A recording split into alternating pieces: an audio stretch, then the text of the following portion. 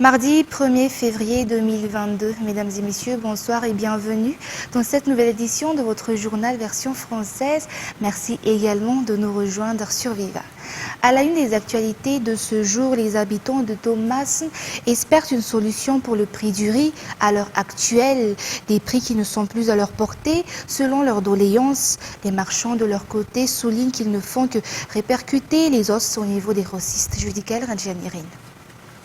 Si auparavant le prix du riz dans la ville de Thomasin n'a toujours été plus abordable et inférieur au prix dans les autres régions, ces derniers temps, la hausse choque les habitants car le kilo atteint même les 2600 arrières. Thomasin est le portail de Madagascar où est débarqué le riz importé. Les Tamataviens se plaignent donc de la hausse du prix du riz qui se fait sentir directement dans leur quotidien étant donné que le riz est l'aliment de base des Malagasy. Pour y remédier, les vaccines sont arrivées au niveau des marchés de Thomasin, une nouvelle qui réjouit les habitants. Le vaccine, qui est du riz importé, est vendu à un prix très abordable à la population malagasy. L'État malagasy cherche à solutionner la hausse du prix du riz, le riz étant l'aliment de base des Malagasy. La résolution de ce problème s'avère urgente. Dans ce cadre, 21 000 tonnes de riz importés ont déjà débarqué à Thomasin, transportés par le pont Caron Victory. Le président de la République, André Rajoelina, ainsi que la première dame sont venus à Thomasin pour voir de près le débarquement de ces riz, mais également pour ouvrir les Sénamours de Thomasin. Toujours un reportage de Judicaël Radjanirine. Tous se sont entraidés pour débarquer le plus rapidement possible les 21 000 tonnes de riz de vaccines arrivés à Thomasin.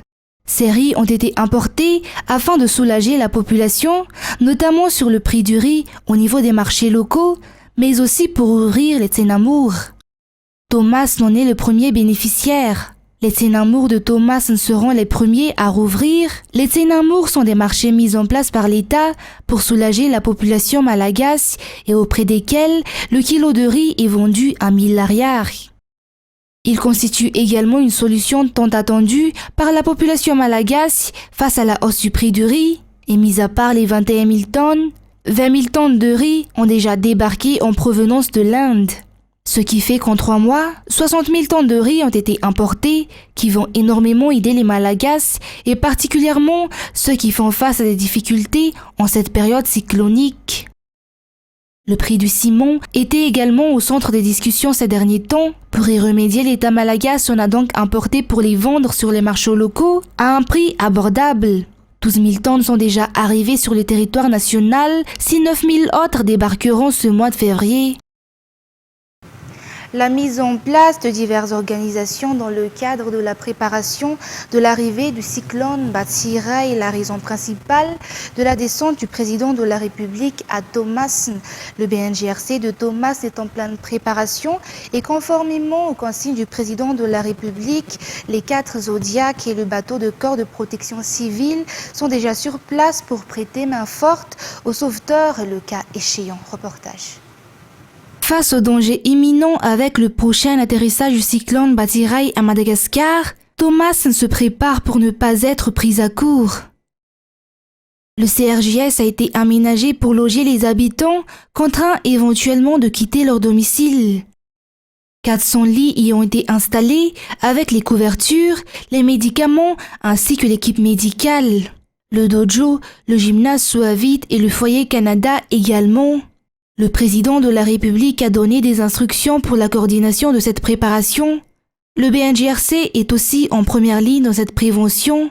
La branche de Thomasin se tient déjà prête à l'heure actuelle. C'est durant la visite du président de la République que les dispositions dans le cadre de la prévention ont été définies.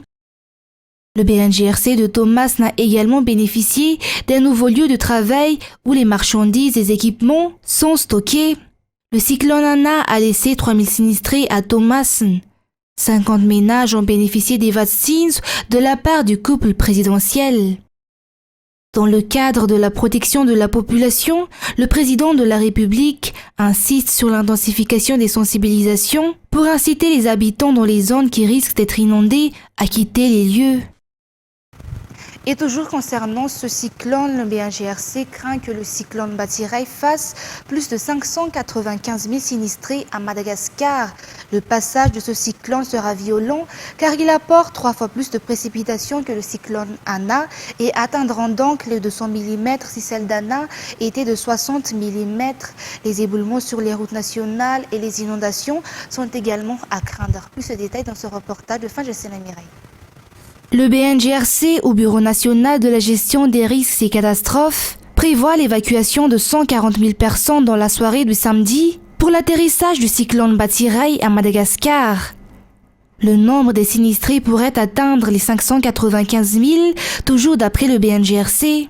Les impacts de ce cyclone risqueront donc d'être plus sévères que lors du passage du cyclone Ana, car effectivement, les précipitations apportées par ce cyclone seraient de 200 mm si celles d'Ana s'élevaient à 60 mm.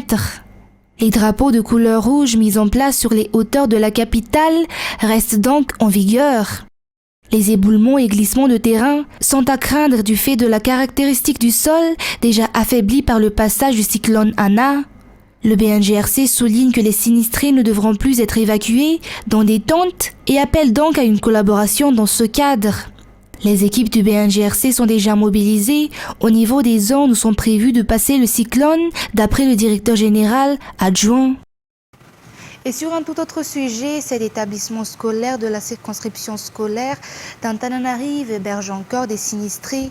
Malgré cela, il n'y aura aucune crainte concernant le déroulement du programme scolaire d'après le chef Cisco d'Antananarive ce jour. 95% des établissements scolaires ayant accueilli des sinistrés ont rouvert leurs portes depuis hier, jour de la rentrée scolaire, dans la circonscription d'Antananarive, conformément à la décision du ministère de l'Éducation.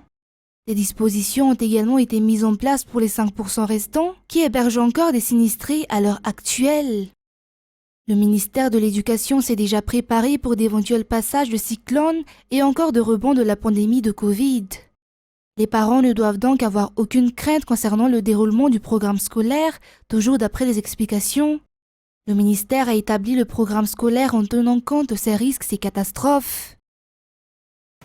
L'approvisionnement en électricité du réseau interconnecté d'Antananarive par la centrale d'Indékalé atteint désormais les 21 MW. Le gap est donc estimé à 22 MW dans ce réseau. Les délestages ont baissé de 50% selon les explications apportées par le ministre de l'Énergie et des Hydrocarbures ce jour. Le deuxième transformateur de 30 MW de la centrale d'Indékalé est désormais opérationnel. A rappelé qu'Indékalé ne pouvait plus produire d'électricité depuis un mois suite à l'incendie du transformateur numéro 1, entraînant un dysfonctionnement total au sein de la centrale. Les essais ont réussi. Par conséquent, depuis hier, le réseau interconnecté d'Antananarive bénéficie d'un approvisionnement de 21 MW en provenance de la centrale d'Indékalé. Selon toujours les explications, les délestages diminueront au fur et à mesure. Si le gap s'élevait à 30 voire même à 40 MW auparavant, suite au problème d'alimentation en carburant de la centrale d'Amboulmanamboul, à présent, le gap n'est plus que de 22 MW. La mise en marche de la centrale de Farahansan est envisagée pour la fin du mois de février, tout comme la mise en service du transformateur de 30 MW. L'approvisionnement en eau potable pour les habitants de Muramang est rétabli depuis hier soir. Le district de Muramang dans la région Alochamangour, qui a connu une interruption d'approvisionnement en eau suite à la rupture du barrage d'Amboudiakounj et du dysfonctionnement des matériels de la centrale de Saint-Mariren. Les travaux se poursuivent pour y remédier. Néanmoins, suite aux travaux d'urgence, la centrale peut produire 86 mètres cubes par heure d'après les explications. Anyana Martina Inzara Ranjiansu. Les deux infrastructures d'approvisionnement en eau potable de Muramang ont été endommagées suite au passage du cyclone Ana. Le barrage d'Amboudiakounj n'a pas tenu, tandis que la centrale de Saint-Mariren a été inondée et le tuyau de 200 mètres a été emporté par les eaux. Depuis plusieurs jours donc, l'approvisionnement en eau dans ce district a connu un dysfonctionnement. Des travaux d'urgence ont été réalisés et l'approvisionnement en eau a été rétabli depuis hier à Muramang. La centrale peut produire 36 mètres cubes par heure si le besoin s'élève à 100 mètres cubes pour ce district. Mais les travaux dans le cadre d'une solution à long terme se poursuivent. Le barrage d'Amboudiakounj est envisagé produire jusqu'à 40 mètres cubes par heure dès sa mise en service.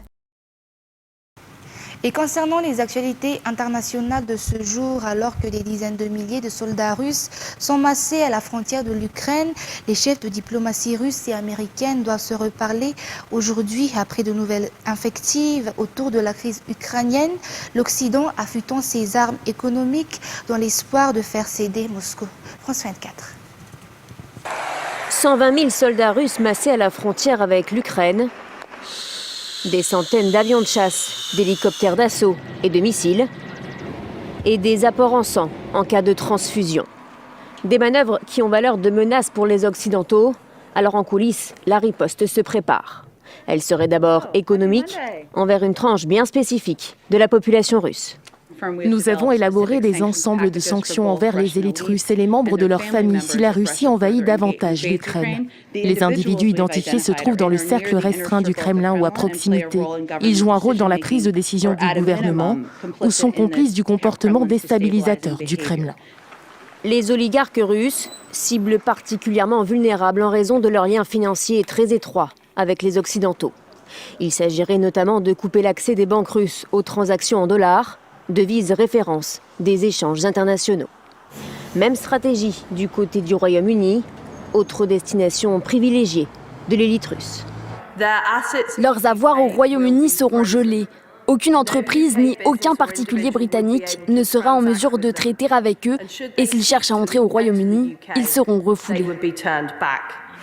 Si Moscou a déjà promis une riposte sans donner plus de détails, pour l'instant la voie diplomatique reste privilégiée pour éviter une escalade. Des deux côtés, on mise beaucoup sur le coup de fil prévu ce mardi entre le secrétaire d'État américain Antony Blinken et son homologue russe, Sergueï Lavrov. Au Canada, les routiers protestent depuis samedi contre les mesures sanitaires et bloquent la route dans la ville d'Ottawa. Plus d'informations sur la situation dans ce reportage de France 24. Ils occupent les rues de la capitale canadienne depuis 4 jours pour protester contre les restrictions sanitaires. Samedi, plusieurs centaines de camions venus de tout le pays ont bloqué le centre-ville d'Ottawa, soutenus par des milliers de sympathisants. Tout le monde ici nous soutient, ça fait du bien. Et je suis là pour longtemps, je n'irai nulle part tant que nous n'obtiendrons rien. À l'origine de ce convoi de la liberté, des camionneurs qui refusent la vaccination obligatoire pour franchir la frontière entre le Canada et les États-Unis. Selon les autorités, plusieurs commerces et centres de vaccination ont dû fermer et la tombe du soldat inconnu a été profanée. Pour des raisons de sécurité, Justin Trudeau et sa famille ont dû quitter leur résidence habituelle d'Ottawa et se rendre dans un lieu tenu secret. Positif au Covid-19, le Premier ministre canadien a pris la parole hier. Il a fermement condamné les débordements observés en marge de ce mouvement. La liberté d'expression, de réunion et d'association sont les pierres angulaires de la démocratie. Mais les symboles nazis, les images racistes et la profanation des monuments aux morts ne le sont pas. La haine ne peut jamais être la réponse. Les camionneurs ont reçu le soutien de Donald Trump. De leur côté, les autorités canadiennes appellent les manifestants encore présents à Ottawa à rentrer chez eux. Le projet de monnaie numérique lancé en grande pompe en 2019 par Meta, le nouveau nom de Facebook, est officiellement enterré.